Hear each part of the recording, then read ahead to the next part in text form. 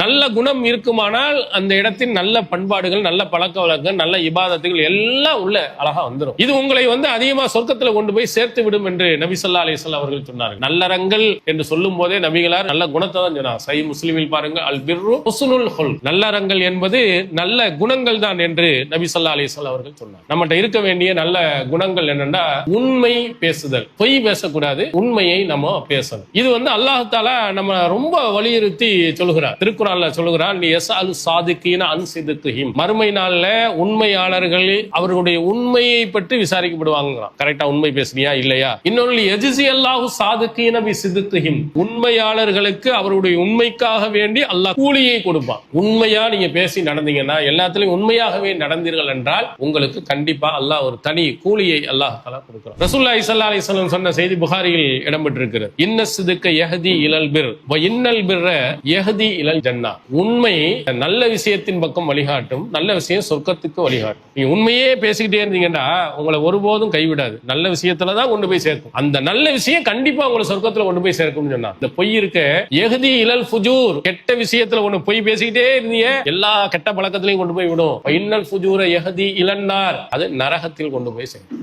அளவற்ற அருளாளனும் நிகரில்லா பேரன்புடையனுமாகிய எல்லாம் வல்ல அல்லாஹ் ஒருவனுக்கே புகழ் அனைத்தும் உரித்து, அகிலத்திற்கோர் அருள் குடையாம் அன்னலம் பெருமகனார் ஸல்லல்லாஹு அலைஹி வஸல்லம் அவர்கள் மீதும், அவர்களின் சொல் செயலினை தவறாது பின்பற்றி எழுகிய நல்லற தோழர்கள் மற்றும் நம் அனைவர்கள் மீதும் எல்லாம் உள்ள அல்லாஹுவின் வற்றா பெருங்கருணை என்றென்றும் நிலவட்டுமா.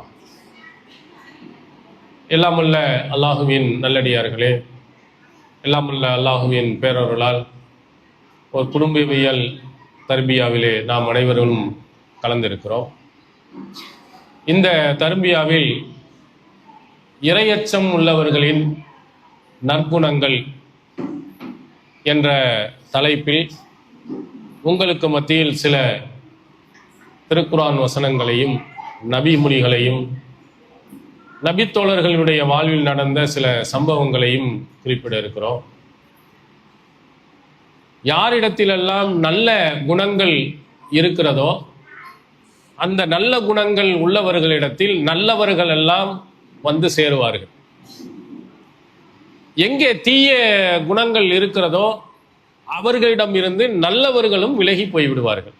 நம்மகிட்ட எவ்வளவு நல்ல குணம் இருக்கோ அந்த அளவுக்கு நல்ல மனிதர்கள் நம்மளோட சேருவாங்க, கெட்டவன் இல்லை. நல்ல குணம் உள்ளவர்களாக இருந்தால் கெட்டவர்களாக வந்தவர்கள் கூட நல்லவர்களாக மாறிவிடுவார்கள். நபிகளாரின் உடைய காலத்தில் வாழ்ந்த அந்த முரட்டுத்தனமாக இருந்த அந்த மக்களையும் கூட நபிகளாரிடத்தில் இருந்த அந்த நல்ல குணங்கள் தான் அவங்களை அப்படியே மாற்றி இருக்கிறது. தன் உயிரை விடவும் மேலாக நேசிக்கும் அளவுக்கு அவர்களை மாற்றியதுக்கு காரணம் என்னன்னா, நபிகளாரிடத்திருந்த மிக உயர்ந்த நல்ல குணங்கள். அல்லாஹ் தஆலா ரசூலுல்லாஹி ஸல்லல்லாஹு அலைஹி வஸல்லம் அவர்களை பார்த்து சொல்லும் பொழுது, இன்னக லஅலா ஹுலுகின் அலீம், மகத்தான நற்குணத்தில் நீர் இருக்கிறீர். குணத்திலேயே ஃபர்ஸ்ட், ரொம்ப டாப்ல அல்லாஹ்வின் தூதர் இருக்கிறார். அல்லாஹ்வின் தூதர் அவர்களிடத்தில் மட்டும் இந்த கெட்ட குணங்கள் உள்ளே இருந்திருந்தால் நிலைமை என்ன ஆகியிருக்கும் என்பதையும் அல்லாஹ் குர்ஆன்ல சொல்கிறார். வலவ் குன்த ஃபல்லன் கலீலல் கல்பி லன் ஃபல்லு மின் ஹவுலிக், நீர் மட்டும் கடும் சிந்தனை உள்ளவராக, கடும் கோபக்காரராக நீர் இருந்தால் உன்னை சுற்றி இருக்கக்கூடிய மக்கள் எல்லாம் இரண்டு ஓடி போயிருப்பார்கள்.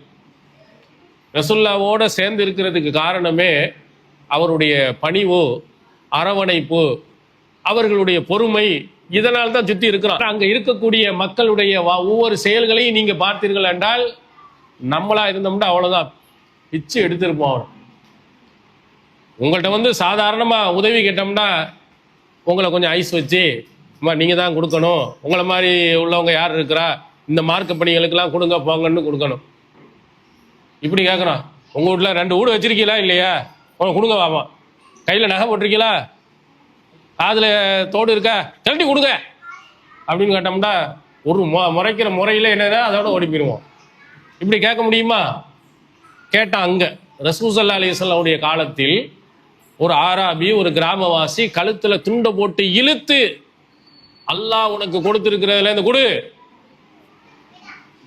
ஜதப்துஹு ஜதுபத்தன் ஷதீதா, கழுத்துல ரசூலுல்லாஹ் துண்டை போட்டு கடுமையா இருக்கல அப்படியே கோடு கோடா கழுத்துல வந்துச்சு. கடங்காரன் இல்ல, பிச்சைக்காரன். கேட்கறது பிச்சை. எப்படி கேட்கறான்? அல்லாஹ் அவனை கொடுத்துருக்கான்ல, கொடு. அப்ப ரசூல் ஸல்லல்லாஹு அலைஹி வஸல்லம் அங்க இருக்கிறவங்க எல்லாம் கூப்பிட்டு வச்சு மிதிக்க மாட்டாங்க. ரசூல் ஸல்லல்லாஹு அலைஹி வஸல்லம் சிரித்து கொண்டு ஏதாவது அவருக்கு கொடுத்து அனுப்புங்கண்டா. எவ்வளவு இதுன்னு பாருங்க. இவ்வளவு கடுமையாக நடந்தவர்கிட்ட கூட அல்லாஹ்வின் தூதர் பணிவா நடக்கிறாங்க பாருங்க. அதான் அவ்வளவு கூட்டம் அப்படியே பின்னாடி வந்துருது. அதே பள்ளிவாசலிலே இது மாதிரி இல்லை, அங்க இருந்தது எல்லாம் மண் தரை. கிராமப்புறத்துல இருந்து ஒரு ஆள் வந்துட்டு அங்க சிறுநீர் கழிச்சிடுறாரு. நபி தோழர்கள்லாம் பள்ளிவாசலில் வந்தா விடுவாங்களா? அடிக்க போகும்போது தஊஹு, அவரை விட்டுருங்க. சிறுநீர் நல்லா முழு கழிச்ச பிறகு சஹாபாக்களை கூப்பிட்டு தண்ணி எடுத்துட்டு நீங்க ஊத்துங்கண்ணா. எவ்வளவு உயர்ந்த பண்பாடுன்னு பாருங்க. அவனை மண்டையில 4 தட்டு தட்டியாடா, பள்ளி ஆசல் ஒண்ணுங்கன்னா இது மாதிரி மலஜலம் கழிக்கிற இடமாடா, எடுத்து வேடா போய் தண்ணிய நாசமா போனவன அப்படின்னு சொல்லிட்டு நம்ம சொல்லியிருப்போம். ரசூலுல்லாஹ் அவனையோட சொல்ல, சிறுநீர் கழிச்சாரோ தண்ணீர் எடுத்து அவன் தெரியாம செய்யறான். அப்போ ரசூல் ஸல்லல்லாஹு அலைஹி வஸல்லம் இந்த பள்ளி ஆசல் இந்த மாதிரி அசுத்தம் செய்வதற்குரியது இல்லை, தொழுவதற்கும் திக்ர் செய்வதற்கும் குர்ஆனை ஓதுவதற்கும் உள்ள இடம்பா, இப்படிலாம் நீ செய்யாதன்னு சொல்லி அனுப்புனான். அப்போ அவன் இப்படி நடந்தவன் அல்லாஹ்வின் தூதரை பற்றி எப்படி நினைச்சிருப்பான் உள்ளத்துல? இந்த மாதிரி குணங்களை எல்லாம் நம்முடைய உள்ளத்துல நம்ம கொண்டு வந்துட்டோம்னா நல்ல மக்கள் எல்லாம் நம்மிடத்துல சேருவாங்க, கெட்டவர்கள் எல்லாம் திரும்பி வருவாங்க. அதனால் நபிகளார் அவர்கள் அங்க போன உடனேயே ஆரம்பமாக அந்த மக்களுக்கு சொன்ன அறிவுரை என்ன? அபூதர் கிஃபாரி ரலியல்லாஹு அன்ஹு அவர்கள் ரசூலுல்லாஹ் மக்காவில் ஓரிரை கொள்கை சொல்றாங்கிறதுக்காண்டி அவருடைய சகோதரர் உனைஸ் என்பவரை அனுப்பி முகமது அவர்கள் என்ன சொல்றாருன்னு கேட்டுவாங்க. அப்போ வெளியில யாருக்கும் தெரியாது, பகிரங்கமாக மார்க்கத்தை ரசூலுல்லாஹ் சொல்லலை. ஏன்னா கடும் எதிர்ப்பு அங்கே இருந்துச்சு. இவர் ரகசியமா போய் லைட்டா விசாரிச்சுட்டு அவர் சொல்றார் அவருடைய சகோதரர்கிட்ட, ராயித்துஹு யஅமுரு பி மகாரிமில் அஹ்லாக், நல்ல குணங்களை எல்லாம் அவர் ஏவி கொண்டு இருக்கிறார். ஃபர்ஸ்ட் ரசூல் ஸல்லல்லாஹு அலைஹி வஸல்லம் அந்த மக்களுக்கு சொன்னது, கரண்டு முரண்டாரி காட்டு முராண்டி மாதிரி இருக்காத, நாகரிகமாக நல்லவனாக நல்ல பண்பாடு உள்ளவனாக இரு. இதுதான் அல்லாஹ்வின் தூதர் அவர்கள் ஃபர்ஸ்ட் சொல்லி கொடுத்தது.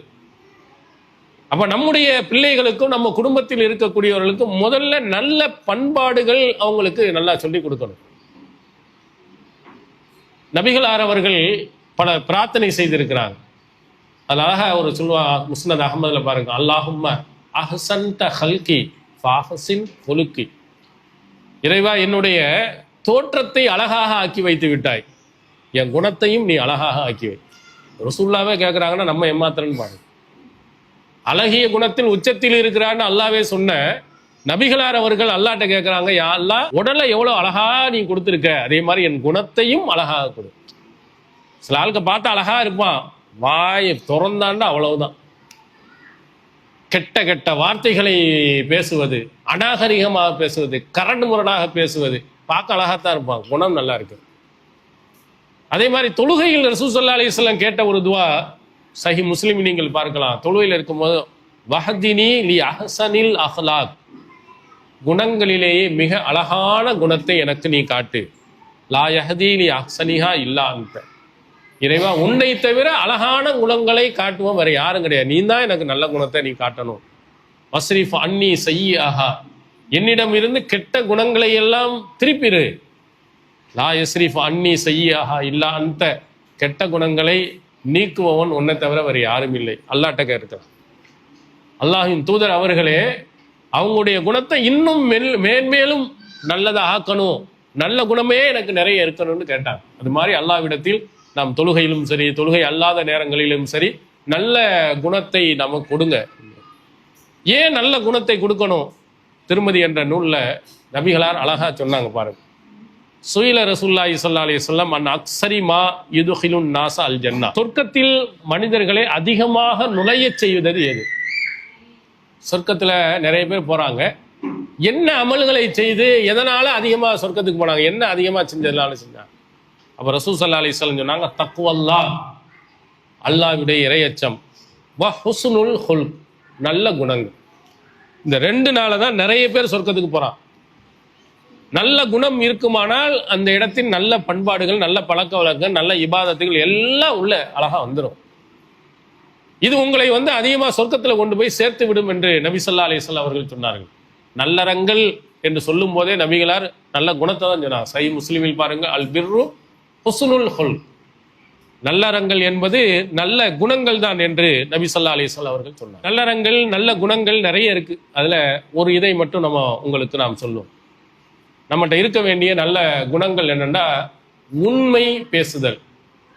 பொய் பேசக்கூடாது, உண்மையை நம்ம பேசணும். இது வந்து அல்லாஹ் தஆலா நம்ம ரொம்ப வலியுறுத்தி சொல்கிறார்.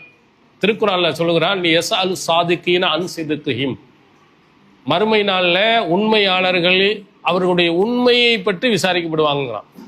கரெக்டா உண்மை பேசுனியா இல்லையா? இன்னொரு யஜ்ஸி அல்லாஹு சாதிகீன பி சித்கிஹிம், உண்மையாளர்களுக்கு அவருடைய உண்மைக்காக வேண்டி அல்லாஹ் கூலியை கொடுப்பான். உண்மையா நீங்க பேசி நடந்தீங்கன்னா, எல்லாத்திலையும் உண்மையாகவே நடந்தீர்கள் என்றால் உங்களுக்கு கண்டிப்பா அல்லாஹ் ஒரு தனி கூலியை அல்லாஹ் தஆலா கொடுக்கிறான். அதனால தான் அல்லாஹ் தஆலா சொல்கிறார், யா அய்யுஹல்லதீன ஆமனு தகுல்லாஹ் வ கூனு மஅஸ் ஸாதிகீன், ஈமான் கொண்டவர்களே நீங்கள் அல்லாஹ்வை அஞ்சிக் கொள்ளுங்கள், உண்மையாளர்களுடன் சேர்ந்திருங்கள். நம்ம யாரோட நம்ம தோழி யார் இருக்கணும், தோழன் யாரா இருக்கணும்னா உண்மையா பேசுவான், பொய் பேச மாட்டான் அப்படிங்கிற குரூப்பாவே தேர்ந்தெடுங்க. அந்த மாதிரி ஆட்களுடைய உங்களுடைய பழக்க வழக்கங்களை அமைத்துக் கொள்ளுங்கள். இது அல்லாஹ் திருக்குர்ஆன்ல சொல்கிறார். இன்னொரு வசனத்தில், அல்லாஹு லஹும் மக்ஃபிரத்தம் வ அஜ்ரன் அலீமா, அவர்களுக்கு அல்லாஹ் மன்னிப்பையும் மகத்தான கூலியையும் கொடுப்பான். சில ஆளை சொல்றான், சில பண்பாடுகளை சொல்லி பழக்க வழக்கங்களை சொல்லி இவங்களுக்கு அல்லாஹ்வின் மன்னிப்பு உண்டு, பிரம்மாண்டமான கூலி உண்டு. அதுல யார் என்ன, சாதிகீன வ சாதிகாத், உண்மை பேசும் ஆண்களும் உண்மை பேசும் பெண்களும். எல்லாத்திலையும் கரெக்டா உண்மை, பொய்யே பேசுறது இல்லை. தனக்கு சாதகமா இருந்தாலும் சரி, பாதகமா இருந்தாலும். பெண்களை பற்றி அதிகமா சொன்னாங்க, அவதூறு பேசுறாங்க, புறம் பேசுறாங்க. எல்லாரும் அப்படி இல்லை. உதாரணத்துக்கு ஆயிஷா நாயின் மீது அப்துல்லா பின் உபை பின் சலூல், அப்படி ஆம்பளை தான் ஆரம்பிச்சான். அவன் தான் அவதூறுத்தினுடைய ஃபர்ஸ்ட். அவங்களையும் சஃப்வான் பின் முஅத்தல் ரலியல்லாஹு அன்ஹு அவர்களையும் இணைத்து ஒரு அவதூறை பரப்பி விட்டவன் முனாஃபிக். அந்த முனாஃபிக்கினுடைய இதுல சேர்ந்து பல நபித்தோழர்களும் என்ன செஞ்சிட்டாங்க, அந்த அவதூறை பரப்பிட்டாங்க.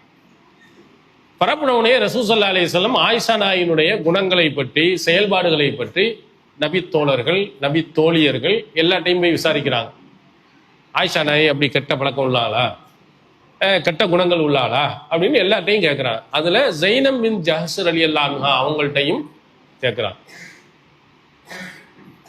அவங்க யாருன்னு முதல்ல தெரிஞ்சுக்கிறணும். ஸைனப் பின் ஜஹ்ஷ் ஆயிஷா நாயி அவர்களுக்கு நேரடி போட்டியாக இருந்த ஒரு மனைவி, அழகலையும் நல்ல இதான உள்ளவங்க, ரசூலுல்லாஹ்ட்ட தைரியமாக பேசக்கூடியவங்க.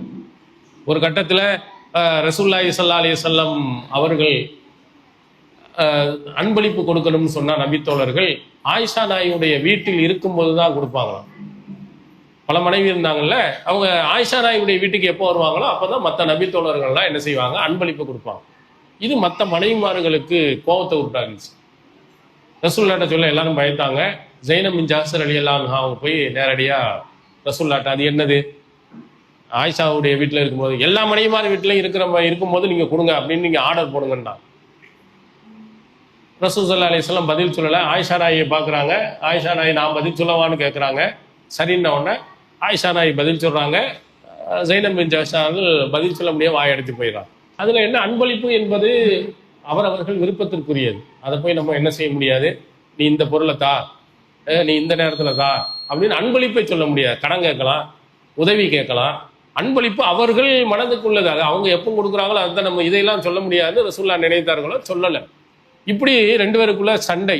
ஆயிஷா நாயே சொல்லுவாங்க, என்னோட சண்டை போட்டதுல ஒரு ஆள் தான் ஸைனப் பின் ஜஹ்ஷ். ரசூலுல்லாஹ் போய் கேட்குறாங்க, ஆயிஷா நாய் எப்படி? அப்போ என்ன வரும், நமக்கு எதிரான ஆளு, நம்முடைய இடத்த பறிக்கிற மாதிரி ஆளு, நமக்கு போட்டியா இருக்கிறவங்க ஆயிஷா இருக்கலாம், அப்படியும் இருக்க வாய்ப்பு இருக்கு. நெருப்பு இல்லாம புகையுமா அப்படிலாம் வார்த்தைகளை சொல்லிட்டு இருக்கலாம்ல. நல்லதை தவிர வேறு எதையும் நான் ஆயிஷா விஷயத்தில் நான் அறியவில்லைன்ட்டான். நான் பார்த்ததெல்லாம் நீங்க ஒழுக்க விஷயத்துல எல்லாத்துலேயும் நல்லது தான், கெட்டதே அவங்கள்ட்ட நான் பார்த்தது இல்லை. அசமல்லாஹு மின்னி அல்வர், அந்த இரையச்சம் அவர்களை இந்த பாவ செயலில் இருந்து காப்பாற்றியது அப்படின்னா. உண்மை பேசிட்டாங்க பார்த்தீங்களா? இதுதான் நம்மள்ட்ட சில ஆட்கள் நமக்கு பிடிக்காத ஆட்கள் இருப்பாங்க, நம்மள்ட்ட சண்டை போட்டவங்களா இருப்பாங்க. ஆனாலும் உங்கள்கிட்ட வந்து விசாரித்தால் ஏதாவது கேட்டாங்கன்னா எது உண்மையோ அதை சொல்லணும். இந்த பழக்க வழக்கத்தை கொண்டு வந்தீங்கன்னா அது உங்களை கொண்டு போய் கண்டிப்பா சொர்க்கத்தில் கொண்டு போய் சேர்த்து விடும். இதுதான் அல்லாஹ் தஆலா சொல்கிறான், உண்மை பேசக்கூடியவர்களாக இருக்கக்கூடிய உங்களுக்கு அல்லாஹ் மகத்தான மன்னிப்பு, நீங்க செய்யற தப்பெல்லாம் மன்னிப்பா, அதே மாதிரி சொர்க்கத்தையும் அல்லாஹ் தஆலா கொடுப்பா, மகத்தான கூடும். ரசூலுல்லாஹி ஸல்லல்லாஹு அலைஹி வஸல்லம் சொன்ன செய்தி புகாரியில் இடம்பெற்றிருக்கிறது. இன்ன சிதுக்க யஹ்தி இலல் பிர் வ இன்னல் பிர்ர யஹ்தி இலல் ஜன்னா.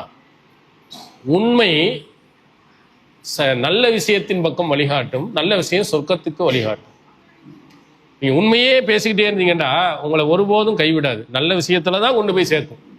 அந்த நல்ல விஷயம் கண்டிப்பா உங்களை சொர்க்கத்துல கொண்டு போய் சேர்க்கும்னு சொன்னா. இந்த பொய் இருக்க யஹ்தி இலல் ஃபுஜூர், கெட்ட விஷயத்துல ஒண்ணு பொய் பேசிக்கிட்டே இருந்தீங்க எல்லா கெட்ட பழக்கத்திலையும் கொண்டு போய் விடும். இன்னல் ஃபுஜூர யஹ்தி இலன்னார், அது நரகத்தில் கொண்டு போய் சேர்க்கும். நம்ம ஒவ்வொருவரும் பாருங்க, பெற்றோர்கள் பிள்ளை ரெண்டு பேருமே மாறி மாறி பொய் பேசிக்கிடுவாங்க. ஏதாவது ஒன்று சாதிக்கணும்னா நான் அதை வாங்கி தர்றேன், நீ இதை சாப்பிட்ரு அப்படின்னு சொல்லுவான். நம்ம காரியத்தை சாதிக்கிறதுக்காக வேண்டி இதை செஞ்சேன்னா உனக்கு வந்து ஸ்கூட்டர் வாங்கி தர்றேன், டேப் வாங்கி தர்றேன், செல்ஃபோன் வாங்கி தர்றேன், 1 மணி நேரம் உன்னை செல்ஃபோன் பார்க்க கொடுக்குறேன், விளையாட விட்றேன், இப்படிலாம் சொல்லியிருக்காங்களா? நம்ம சில விஷயங்கள்ல பிள்ளைகளை சமாதானப்படுத்துறதுக்கு பொய் பேசணும். பொய்யை பேசணும், கரெக்டாக சொல்லி தருவேன்னா கொடுக்கணும். ஒரு சைக்கிள் வாங்கி தர்றேன் அப்படின்னு சொன்னா சைக்கிள் வாங்கி கொடுங்க, செல்போன் வாங்கி தர்றேன்னா சொல்லாதீங்க. அதுக்கு அவனை கெடுக்கும் என்று நினைத்தா கொடுக்க, அது தரமாட்டேன். ஏன்னா செல்போன்ல பயான் பார்க்க தர்றேன், ஒரு 10 நிமிஷம் பார்த்துக்க. கேம்ஸ் விளையாடுற அப்படின்னு சொன்னா 5 நிமிஷம் தான் தருவேன் அப்படின்னா கரெக்டாக 5 நிமிஷம் கொடுங்க, தரமாட்டேன் அப்படின்லாம் சொல்லாது. இப்படி இவன் என்ன செய்வான், பள்ளிக்கூடத்துக்கு போவான், ஊரை பூரா சுற்றிட்டு வருவான், வீட்டில் ஏன்டா லேட்டு, ஸ்பெஷல் கிளாஸ் இருந்துச்சு அப்படின்னு சொல்லுவான். எங்கே சுற்றிட்டு இருந்திருப்பான், கிரிக்கெட் விளையாண்டுக்கிட்டு அவனோட சுற்றிக்கிட்டு இருப்பான். அம்மா வந்து திட்டுவாங்களே அப்படிங்கிறதுக்காண்டி என்ன சொல்கிறது, ஸ்பெஷல் கிளாஸு, அங்கே பசங்களோட போய் விளையாடுறது, அம்மா திட்டுவாங்களே என்ன செய்யறது, ஸ்கூல்னா என்ன செய்வா, படிப்பு சொல்லியிருக்காங்களா, சரிம்மா அப்படி. அப்புறம் ஞாயிற்றுக்கிழமை என்ன செய்வான், கண்டிப்பாக நோட்டை எழுத சொல்லுவாங்க, அவன் ஃப்ரெண்டுட்டு போய் நோட்டை வாங்கிட்டு வர்றேன் அப்படின்னு காலையில் போனவன் நைட்டு தான் வருவான். போய் என்ன சொல்லிட்டு போகிறது, நோட்டை வாங்க, நோட்டையே வாங்க போகிறான், படிக்கவா போகிறான், அங்கே போய் ஒரு ரவுண்ட் அடிக்கணும், ஒரு விளையாடணும், இப்படி ஒரு பொய் சொல்கிறது. சின்ன பிள்ளையில இப்படி ஒரு பொய், பெற்றோர்கள் அப்படி ஒரு பொய், கணவன் மனைவிக்கு மத்தியில் இப்படி ஒரு பொய். ஏதாவது ஒரு பொருள் உடஞ்சிருச்சுன்னா வந்தா அந்த நாசம் போவோம், கடுமையாக கத்துவானே அப்படி பையன் தான் வந்து இடிச்சிட்டான். அவன் இப்போ மனைவி உண்மையை சொன்னா நம்ம என்ன சொல்லுவான், மூதேவி பிறடிலேயே அவன் கண் இருக்குது, எவ்வளவு ரூபா அப்படின்னு சொல்லுவான். பிள்ளையா இருந்தா அவன் பிள்ளை தெரியாம செஞ்சுட்டான், இன்னொன்று வாங்கிடுவோம் போ அப்படின்னு சொல்லிடுவோம்.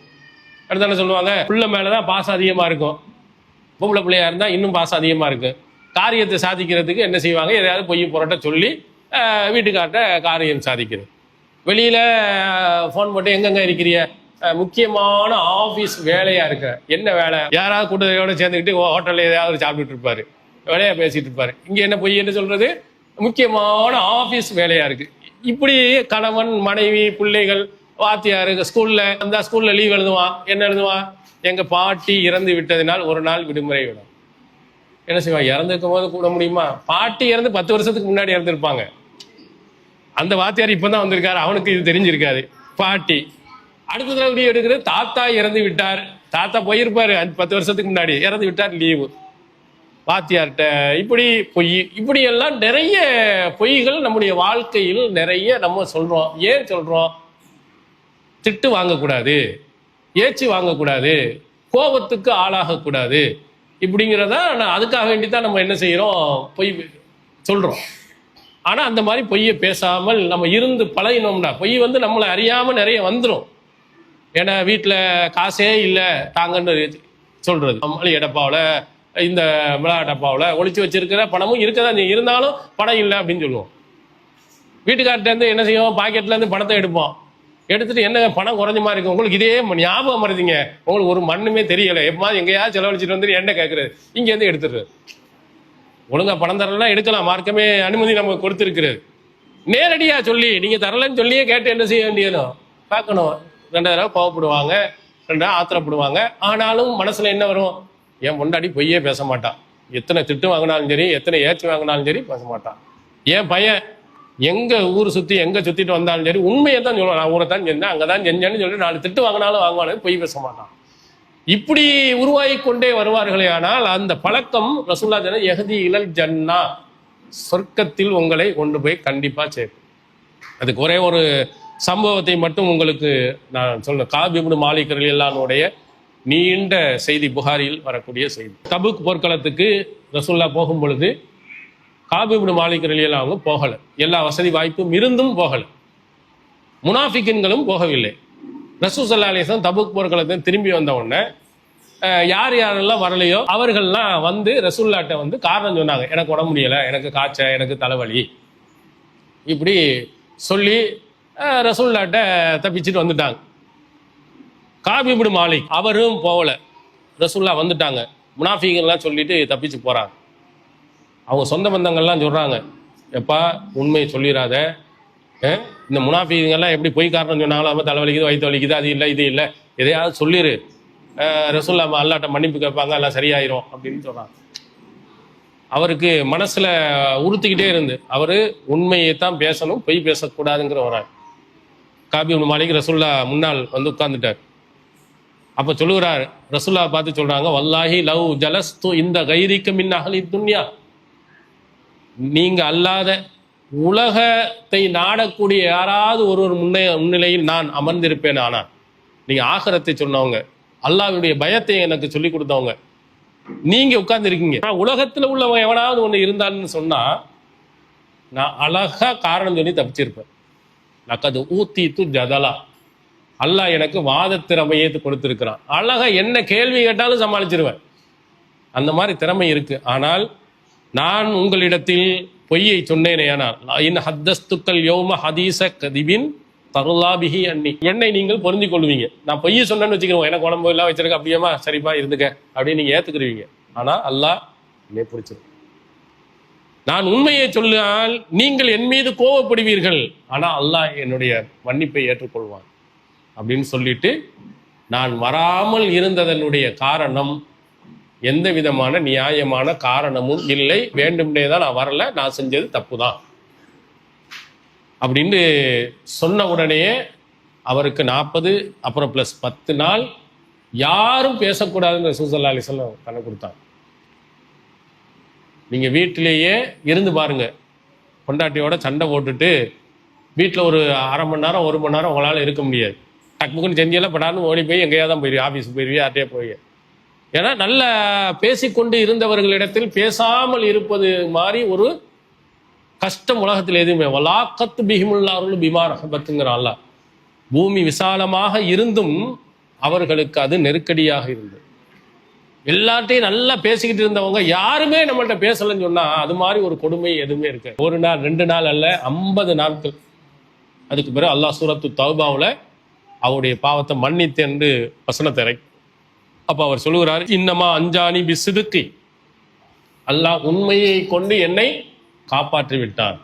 உண்மையை நான் சொல்லாம இருந்தா இங்க காப்பாற்றிருக்கான், அல்லாஹ் மறுமையில மாட்டிக்கிறவனே, அல்லாஹ் என்னை காப்பாற்றி விட்டான் என்று சொல்லிட்டு, இன்னமின் தௌபத்தி அல்லாஹ் ஹத்திஸ இல்லா சிதுக்கன் மா பகீத்து, அவர் சொல்லுகிறார், என்னுடைய தௌபாவாக இனிமேல் ஒரு காலத்திலேயும் நான் பொய் பேச மாட்டேன் அப்படின்னு எடுத்து கடைசி வரையிலும் உண்மை பேசுபவராகவே காப் இப்னு மாலிக் ரலியல்லாஹு அன்ஹு இருந்திருக்கு.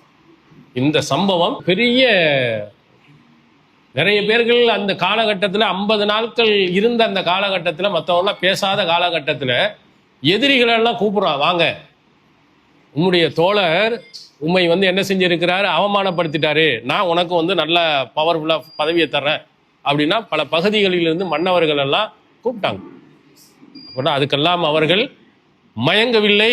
அல்லாஹ்வுடைய இந்த சோதனை இது ஒரு பெரிய சோதனையாக இருக்கிறது என்று அவர்கள் என்ன செஞ்சாங்க சொன்னாங்க. அப்போ இவைகளை எல்லாம் நீங்கள் மனதில் வைத்துக்கொண்டு நல்ல குணங்கள் எவைன்னு குர்ஆன் ஹதீஸில் சொல்லப்பட்டதோ அவையெல்லாம் அதிகமாக எடுங்க. அதுல முக்கியமாக உண்மை பேசுவேன், பொய் பேச மாட்டேன் அப்படின்னு ஒரு உறுதிமொழி எடுங்க. அதுல நிறைய சிக்கல்கள், இந்த மாதிரிலாம் பிரச்சனை வரும். ஆனாலும் இறுதியில் நீங்கள் சொர்க்கத்துக்கு போவீர்கள். சொர்க்கத்துக்கு போகிற வழிகள் உங்களுக்கு கிடைக்கும். எல்லாம் வல்ல அல்லாஹ் தஆலா நாம் அனைவர்களையும் அப்படிப்பட்ட நல்லவர்களாக, உண்மையாளர்களாக, மறுமை நாளில் ஜன்னத்துல் ஃபிர்தௌஸ் என்ற சொர்க்கத்தை அடையக்குள்ள ஆக்கிருவானாக. வாஹிர் தாவானா அல்ஹம்துலில்லாஹி ரப்பில் ஆலமீன். அஸ்ஸலாமு அலைக்கும் வரஹ்மத்துல்லாஹி. அல்லாஹு அக்பர், அல்லாஹு அக்பர்.